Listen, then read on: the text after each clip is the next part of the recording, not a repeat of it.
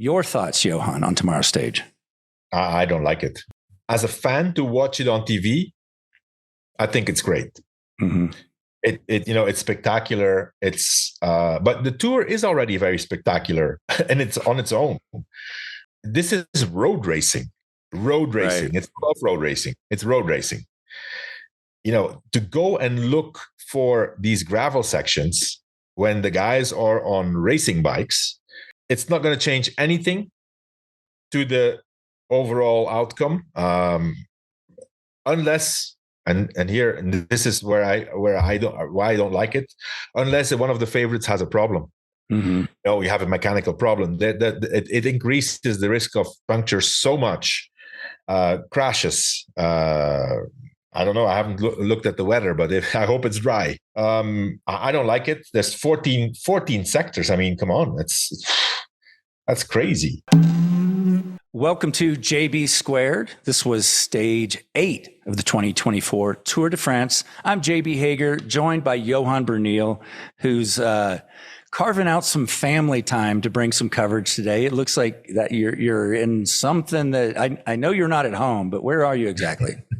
Yeah, I'm in a tiny little town, JB, in north of Madrid, like in between Madrid and the Basque Country, about 3 hours away from Madrid.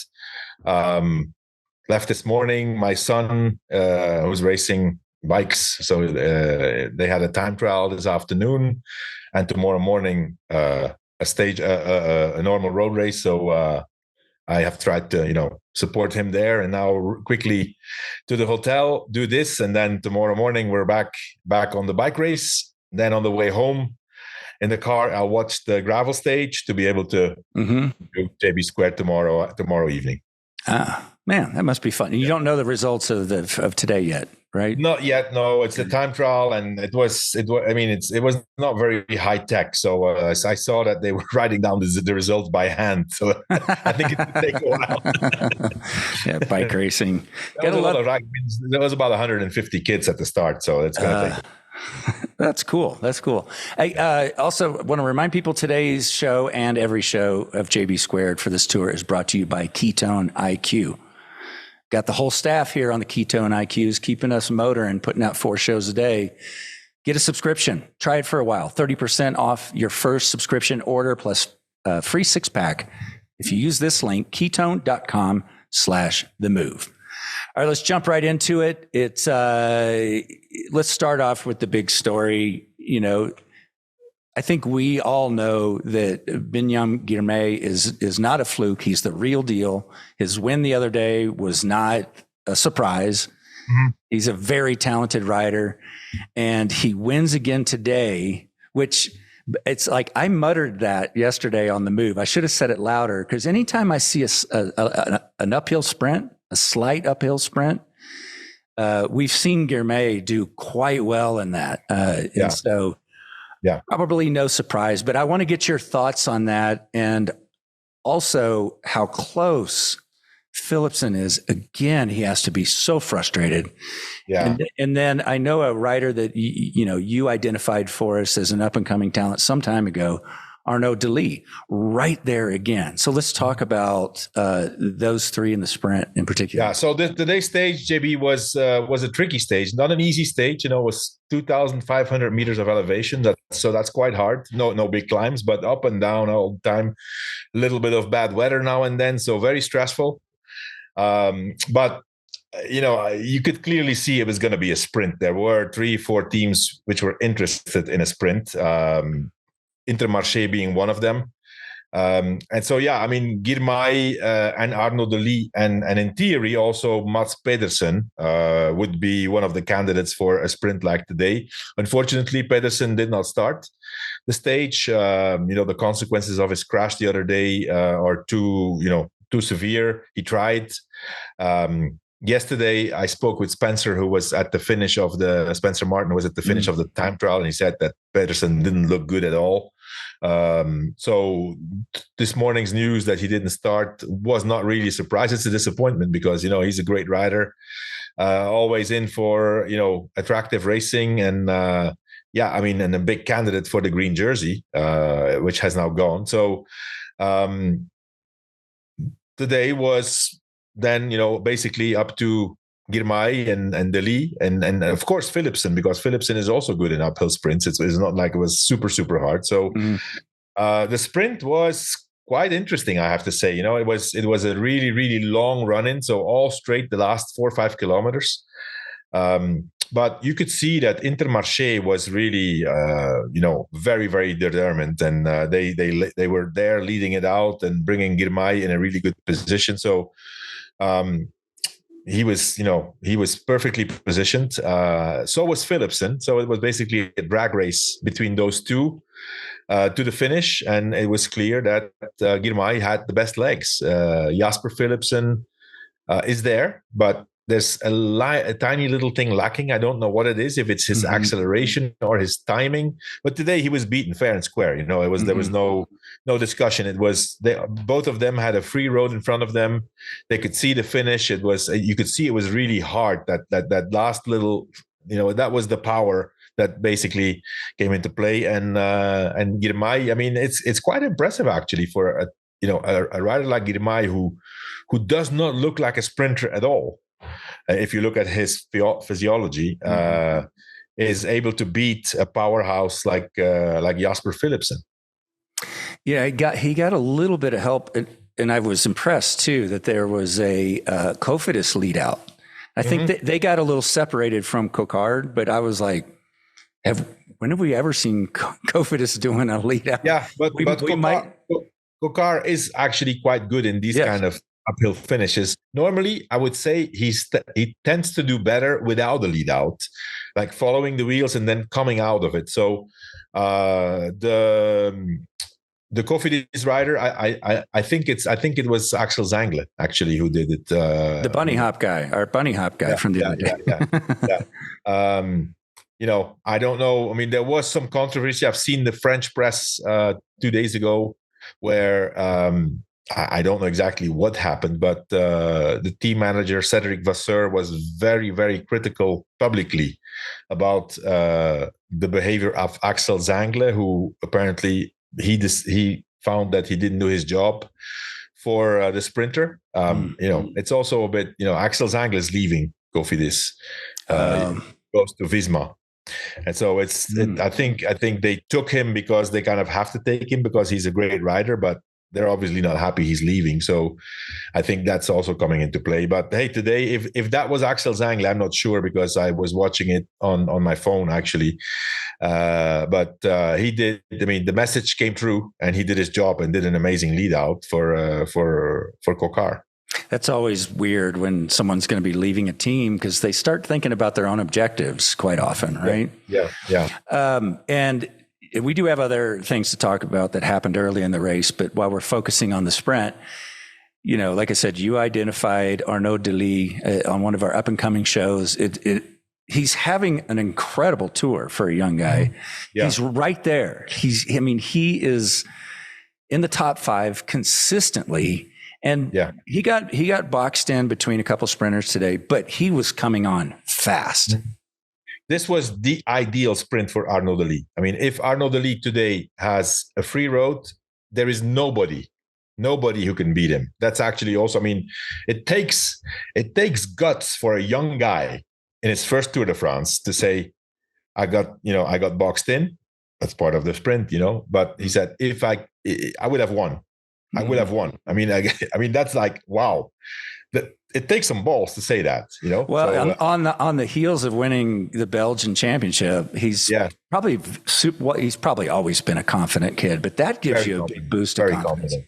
Yeah, I mean, the sprint in the Belgian championship was incredible. We're talking about the Tour now, but for people who can rewatch that sprint, that was like, wow. I was like, he started with 300 meters to go. He had Philipsen, Merlier, Van Aert, and Jordi Meus, who won on the Champs-Élysées, those 4 guys in his wheel, and they stayed where they were. It was that, like, they didn't even come next to his back wheel. So, he's gonna, I mean, today was a great and a missed opportunity for Arnaud Dely. I don't know if there's any better stages that are coming up for him than this one. But hey, that's the way it is. In a sprint, things can go wrong. And he just was there, and you could see he had the speed, but couldn't get through.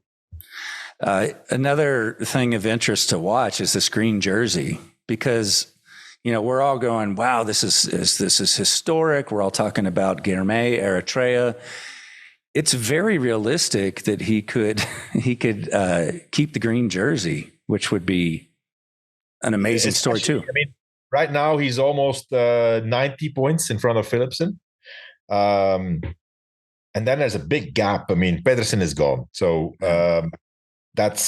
it starts to look really, really good. I mean, that disqualification of Jasper Philipsen is going to be very expensive. And where he lost 70 points, right? Yeah, almost. Yeah, I think. I mean, it was 70, but like 45 points or something. Okay, that could come into play. Yeah, definitely. And Guilherme right now, I mean, he's on cloud 9. I mean, this rider will. I mean, he has amazing legs. He will get through. I mean, barring bad luck or illness or accident, he will get through the Tour no problem. And I mean, that would be quite something if he can win the green jersey, and it looks really good for him right now. I expect to see a really big fan base in Nice when they finish for Guilherme. They're already everywhere now. I mean, there's so many people from Eritrea everywhere. And he has his following. He's a cult hero. It's crazy how, I mean, he's a lot more than a cyclist. He's a god. Mm-hmm. They adore him. And yeah, I mean, yeah, it looks good. I mean, what a first 8 days for his team also, Intermarché. It's one of the smaller teams winning 2 stages already. I mean, it's the first time that a team repeats victory in this Tour. Mm-hmm. Until yesterday, we had 7 different teams winning. But yeah, I mean, I'm impressed. I'm really impressed with Guilherme. He's amazing. Yeah, and then Abrahamson was out solo again today, grabbing points for the polka dot jersey. And it's funny, I shared with Lance the story you told about how he used to be so light, just 58 kilos, bulked up to be more of a puncher, to 78 kilos. And he goes, no way. You mean pounds, right? I said, no, kilos. This is what Johan told me. He's like, no. He didn't believe me. I'll send you the interview, and it is from 58 to 78. It's an interesting story, and it's working for him, obviously. Yeah. And then I know there was something earlier in the stage that you saw with EF that maybe a lot of our audience didn't catch.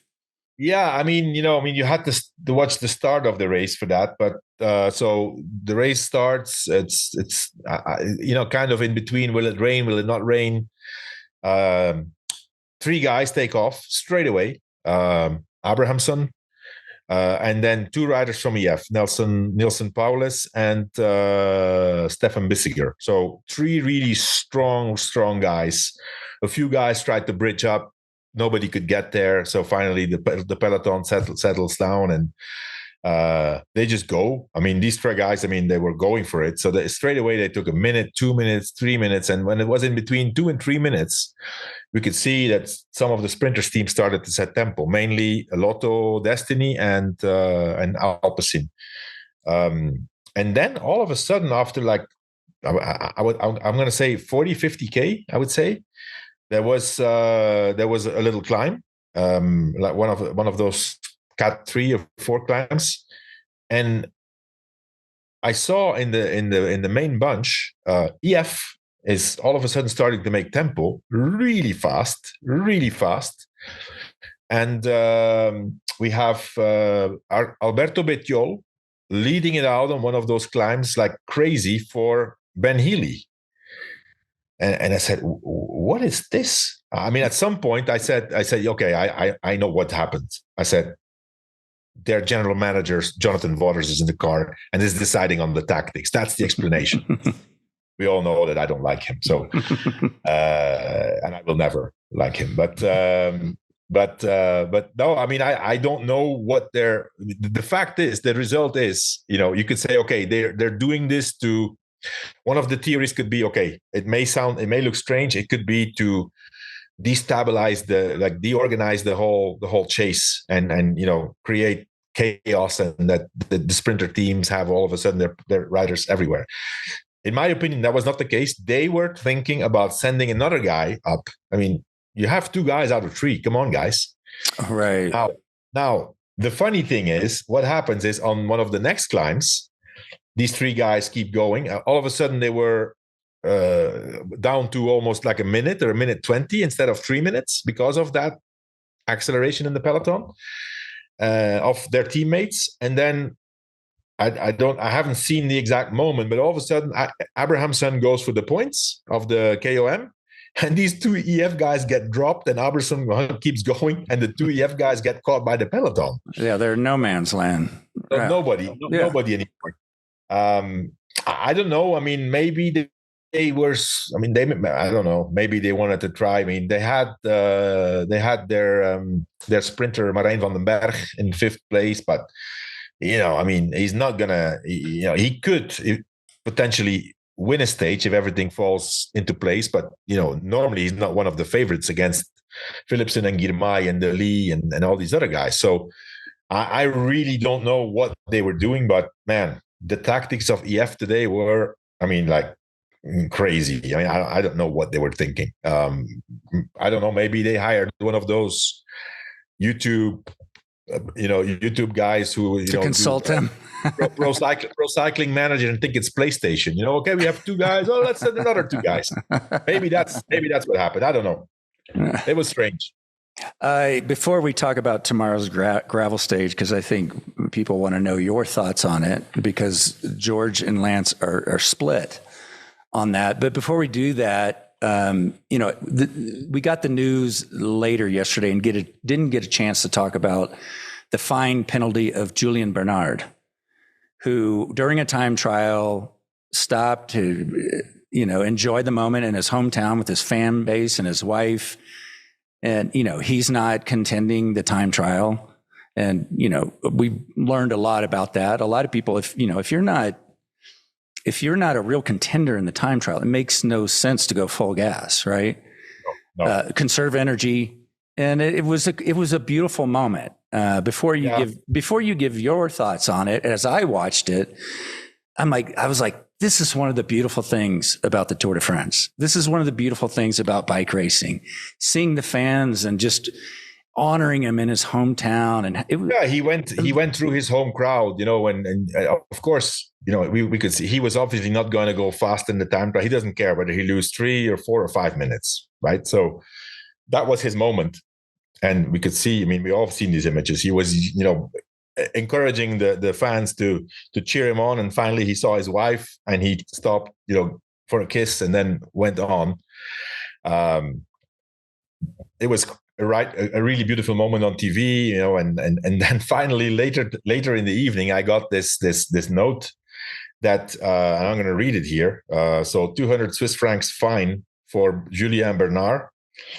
The article is unseemly and or inappropriate behavior during the race and damage to the image of the sport. I had to read that like 3 or 4 times. I said, what did he do? How is this damaging the sport? No, I thought it was the opposite. It's okay. You could say, well, you're on a bike, you're in a bike race, you have to race, right? But hey, it's a 3-week race. I mean, we had many, many occasions already in the past, now a lot less. But when, for example, the peloton takes it easy and a rider goes through his hometown, he gets a free pass, he can go up front for like a kilometer, stops, greets his fans, greets his family, and then the peloton comes and then he picks back in, right? Mm-hmm. I don't know if the rules have changed, but I honestly, I don't know how this can damage the image of the sport. I just can't get my head around it. But as I said in the group chat, let's not try to make any sense of it. It's the UCI. It's a dinosaur organization. Sometimes they just do things, and I've seen a lot of comments from cyclists that, even on other teams, this is the UCI being the UCI. Mm-hmm. There's two funny things about this. Bernard commented himself saying, UCI, thank you for the fine. I will pay it happily every single time I can have a moment like this. Well worth it. That's a good response. Yeah. And then another one which was really funny, was Magnus Kort posted the video. So he also didn't go full gas in the time trial. And on that climb, he saw his family and he stopped, kissed his wife, and posted that video and saying, "Oh, how lucky I am that they didn't see me." I mean, it's ridiculous. It just looks really bad. I mean, everybody. I mean, the thing is, the thing is, JB. I mean, the UCI, they do absolutely not care. They just do whatever they want. This is, and any sport federation, I've said it many times, it's a dictatorship. They're police, judge, and prison keeper at the same time, right? And they do what they want. They're not accountable to anybody. They write their own rules. They change their own rules whenever they want to. And, it's just, I just find it really difficult to understand how a commissaire is not able to interpret the situation. I mean, let the guy be. I mean, come on, this is beautiful. I mean, what does it change? Right. There was actually another incident, which is funny. Like a few days before, there was a sprint, and one of the guys who was leading out one of the sprinters 400 or 500 meters before he was already dropped back from the peloton, and he actually stopped to watch the sprint on a big screen, which was there. Oh, I read a blur. And got fined. He got fined also for the same thing: damage, inappropriate behavior, and damage of the image of the sport. I mean, come on. Yeah. Anyways, there's no damage. I know. Let's just call it the UCI being the UCI. That's it. That's there's nothing else about it. It's going to keep happening. They don't care.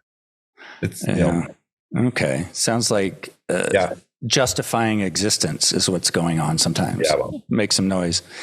Now, people are much anticipating your thoughts on tomorrow's stage. As I said, Lance and George are very split. Lance is like, gravel stage, I know it's what the cool kids are doing, doesn't belong in the Tour de France. George says, this is cool. I'm looking forward to it. It's very similar to when they added the cobble sections to the Tour de France. When they raced it. So your thoughts, Johan, on tomorrow's stage? I don't like it. Yeah. I mean, me thinking, let me specify. As a fan to watch it on TV, I think it's great. Mm-hmm. It's spectacular. But the Tour is already very spectacular and it's on its own. I mean, this is road racing. Right. It's off-road racing. It's road racing. To go and look for these gravel sections when the guys are on racing bikes. First of all, I think it's not going to change anything to the overall outcome, unless, and this is where I don't like it, unless one of the favorites has a problem.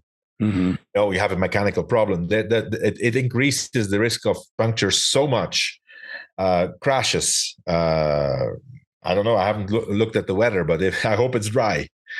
And so, it favors certain. I mean, it favors Pogačar, of course, because Pogačar wants Strade Bianche. But this is not the same kind of terrain. It's. I mean, and on top of that, it's kind of flat at the end. So I don't like it. There's 14 sectors. I mean, come on, that's crazy. I'm against it, JB, because I know as a team what kind of stress it puts on the team.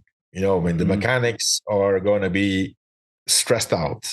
Some of them, depending on the state of the gravel sections, they'll ride different kind of tires. Mm-hmm. It's a mess logistically, because you need, if you want to change different tires for this race, for this stage, you need 20 pairs of wheels.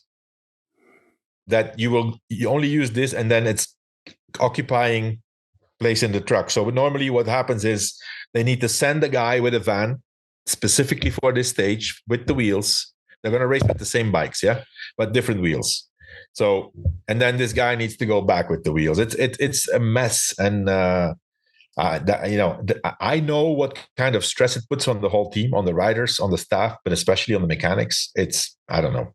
And a lot of times they're opting for a full bike change these days because the through axle can be slower, and you'd have to have two bikes set up that way. Yeah. They're not going to do a bike change. They're not going to ride. They're not. Well, I mean, bike change. You mean if they puncture? Yeah. Of course.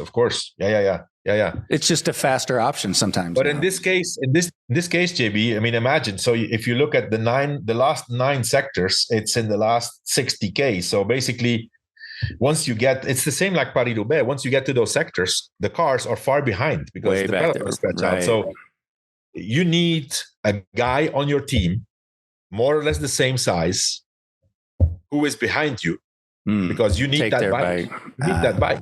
Yeah. Now, Pogacar, let me think. Pogacar has Adam Yates, is smaller. Almeida could serve. And then, Pollitt's too big. Soler is too big. Ayuso's too big. Yeah, I'm remembering the bike change with Jonas. You remember that a couple year or two ago, where it was it's like a cartoon because the bike was so big. Yeah, so you would kind of have to already, and maybe some teams put some thought in this. Like, you had to have maybe to select one extra small guy because of this stage. Wow, it would change. I mean, you would have to think about that, because the chances that you're going to be there with the car to give a spare back to your leader are slim, very slim. So, and all that kind of stress and planning goes into it, and I'm not a fan. Absolutely not. But we may see a spectacular race tomorrow, which is ultimately what the fans want, right? Right. Hey, I'm going to move kind of quickly here. I know you got a lot going on, and you probably need to get your son fed into bed so he can race tomorrow, right? So let's do Ventum Trivia really quick, and I do have one question for you. The question from yesterday, which was kind of tricky, was what was the bike brand and model Lance rode during his 2 time trial wins in the 1999 Tour? And that was a Lightspeed Blade. I remember that being a bit controversial at the time. Today's question is, what is Lance's fastest marathon time? He didn't even know that offhand, which is funny. And as a bonus, you can name the race and the year. Send that answer to ventumracing.com/themove. And then I'm just going to do one question for you because it came up this morning and Lance was like, that's a much better question for Johan. So here it is. It says, this is from Tim. It says, Poggi looks great and UAE brought all the big guns for this tour. My question is, are the days of teams working together gone for good?